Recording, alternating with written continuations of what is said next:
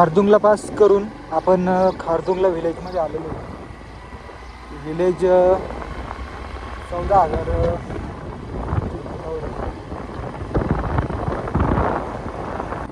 किती 14,738 आहे. 14,700 म्हणजे जवळपास 14.5 पावणे 15,000. तरी अजून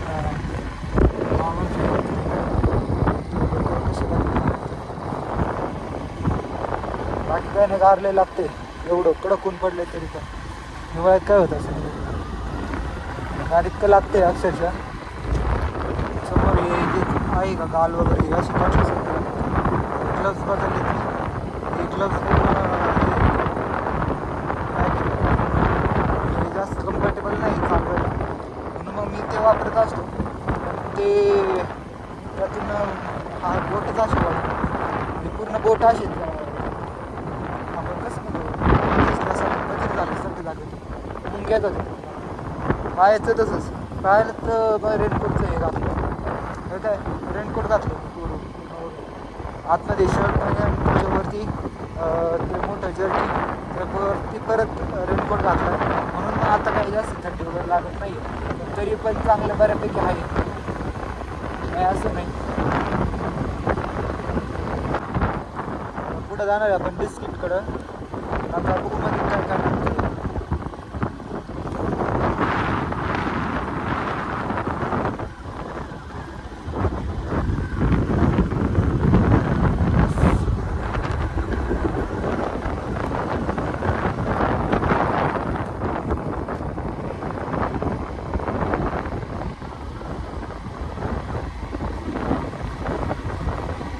फर्स्ट श्लोक रिव्हर.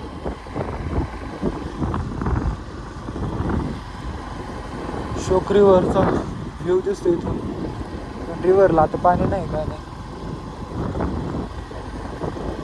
काय नाही दिसत. दगड आहे,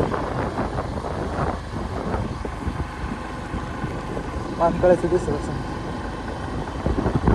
हे असं साईड मिरवर काढलंय किती डसं.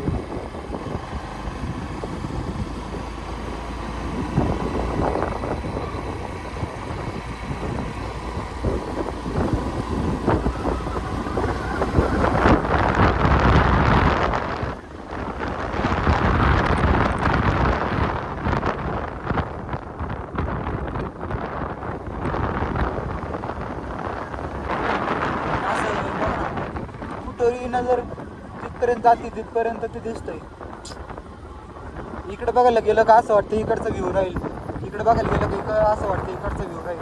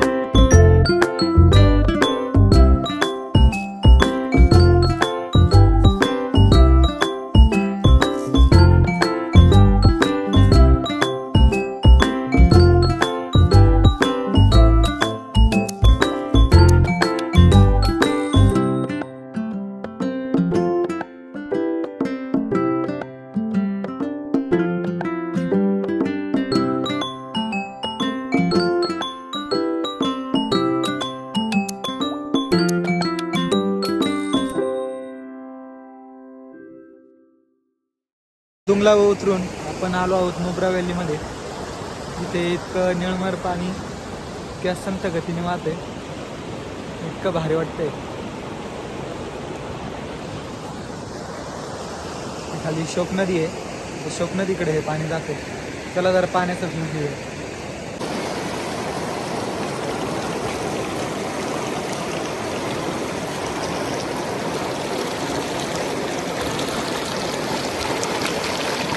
हे वरती जे डोंगर दिसत आहेत तुम्हाला व्हाईट कलरमध्ये थोडेसे, तर ह्या बर्फाचं पाणी होऊन हे पाणी वाहून इकडे येतं आहे. आणि इथून पलीकडं शोक नदीचा हा व्ह्यू आहे. याला नुब्रा व्हॅली पण म्हणतात, या व्हॅलीला.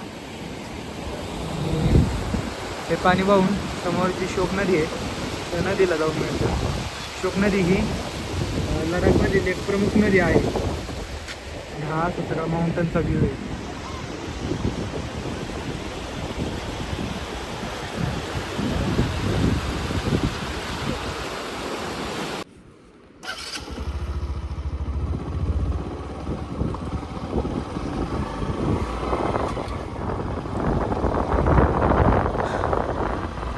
इतकं भारी क्लायमेट आहे. शेजारून शोक नदी वाहते, नदी वाहते शेजारून. आणि असा डोंगराच्या कपारीतून रस्ता आहे. एवढंच नाही तर समोरचा व्ह्यू पण इतका भारी, ढग वगैरे.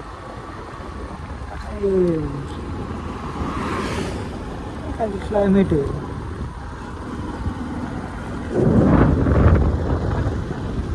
नुब्रा व्हॅलीमध्ये जिथं आपण पाण्याचा व्ह्यू वगैरे बघितला तेच पाणी ह्या नदीला येऊन मिसळतं.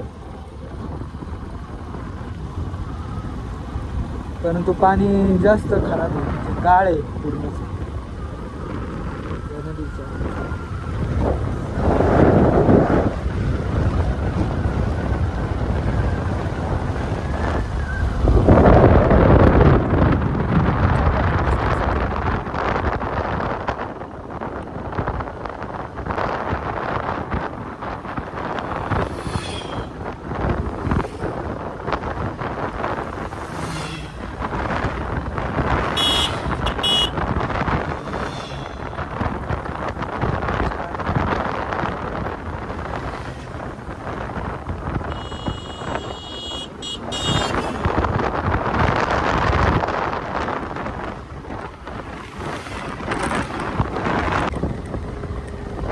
किती फ्लो आहे पाण्याचा.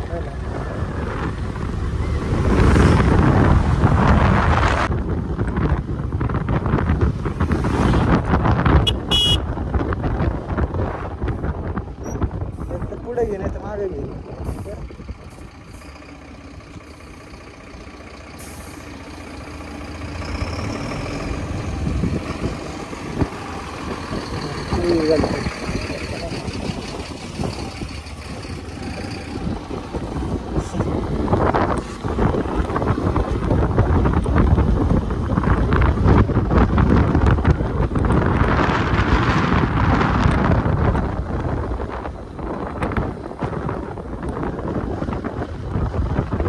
व्हॅलीमध्ये पेट्रोल पंप आहे इंडियन ऑइलचा.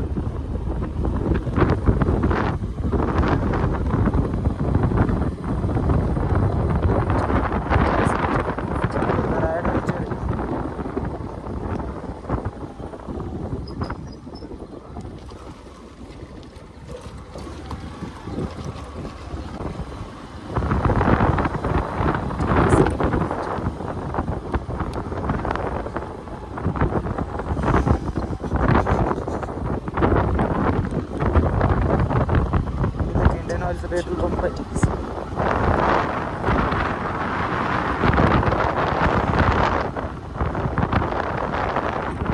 आता तर कुठं खरी ऑफ रोड रायडिंग चालू झाली, काम चालू आहे रस्ते.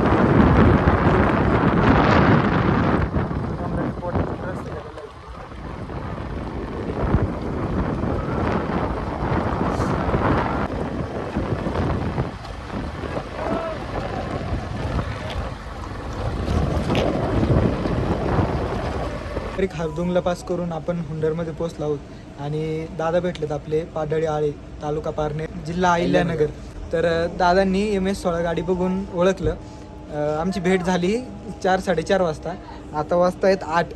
आम्हाला कळलं नाही की वेळ कसा गेला आहे. म्हणजे खारदुंगला पास करून अक्षरशः बॉडीमध्ये इतकं पेन होत होतं. मला पटकन कुठेतरी आराम करायचा होता अर्जंटली. पण हे सगळं विसरून इतक्या वेळ गप्पा मारल्या आम्ही. जवळपास 2.5-3 तास गप्पा मारल्या असेल दादा. आणि इतके त्यांनी त्यांच्या आयुष्यातले किस्से सांगितले. मी माझ्या प्रवासातले एवढे किस्से इतकं शिकायलाही भेटलं. इतकं रमून गेलो आम्ही गप्पामध्ये. अक्षरशः शेजारी तुम्ही हे रेस्टॉरंट बघताय, हे रेस्टॉरंट बंद झालं. आणि बंद झाल्यानंतर त्यांनी ज्यावेळी कुलूप लावून घेतलं त्यावेळी आम्ही आतमधूनच्या गेटमधून आता बाहेर आलो. म्हणजे सांगायचं म्हणजे तर की आपल्याकडचा माणूस इतक्या लांब जवळपास 1500-1600 किलोमीटर लांब भेटल्यानंतर काय एक्साइटमेंट असते आपली त्याच्याशी गप्पा मारण्याची, ही इथून समजून आली. दादा काय म्हणाल 2 मिनिटं? वाटते जागा म्हणजे मला पण मी असं कोणाला थांबवत नाही. ओके. मी माझ्या कामासाठी गेलेलो आणि MS-16 गाडी दिसली आणि सेम गाडी माझ्या भावाची प्लॅटिना MS-16. मला काय माहिती का मी असं कोणाला थांबवत नाही. पण मला असं वाटलं की मे बी माझी गरज असू शकते नसू शकते माहीत नाही, पण मला थांबवायचं, मला बोलायचं आहे त्या व्यक्तीसोबत. तर मग मी तर गाडी अशी आडवी लावणार होतो सरळ, म्हटलं घाबराल वगैरे म्हणून मी आधी आवाज दिला. ह्याला म्हटलं की आवाज दे महाराष्ट्र बोल आणि मग थांबतील, स्वतःहून थांबतील. दादा ब्रोमध्ये आहेत, बॉर्डर रोड ऑर्गनायझेशनमध्ये. ते सध्या मुंबईला राहायला आहेत आणि ते गेल्या 2.5-3 वर्षापासून इंडियन आर्मीमध्ये काम करत आहेत. की जे बॉर्डर रोड जे ऑर्गनायझेशन आपण गेल्या 2-4 दिवसापासून गेल्या 2-4 दिवसापासून ज्या रस्त्यावरून फिरतोय, अगदी त्या सगळ्या रस्त्यांचं जे नेटवर्किंग वगैरे आहे तर ते दादांच्या ते नेटवर्कमध्ये येतात. आणि विशेष करून दादांनी एवढं रिस्पेक्ट देऊन आपल्यासोबत बोलला, त्यांचा वेळ दिला, याबद्दल दादांचे आणि दादांच्या अभिनंदन. तुम्ही लाईफ जगताय घरी, तुम्ही घरी लाईफ जगताय. तर चला आता आपण आराम करणार आहोत आणि आपण उद्या निघणार आहोत पँगॉंग लेकला. तर चला भेटूयात उद्याच्या ब्लॉगमध्ये. रामकृष्ण हरी. रामकृष्ण हरी.